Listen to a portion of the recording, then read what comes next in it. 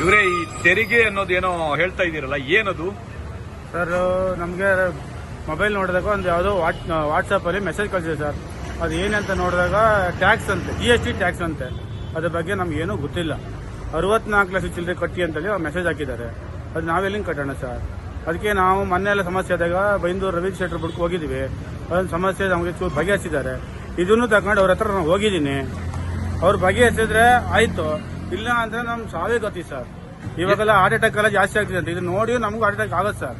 ಅಲ್ಲ, ಎಷ್ಟು ಬಂದಿದೆ ನಿಮ್ಗೆ? ಸರ್, 64 ಲಕ್ಷದ 33 ಚಿಲ್ಲರೆ ಬಂದಿದೆ ಸರ್. ಎಷ್ಟು ವರ್ಷದ್ದು? 4 ವರ್ಷ ಸರ್.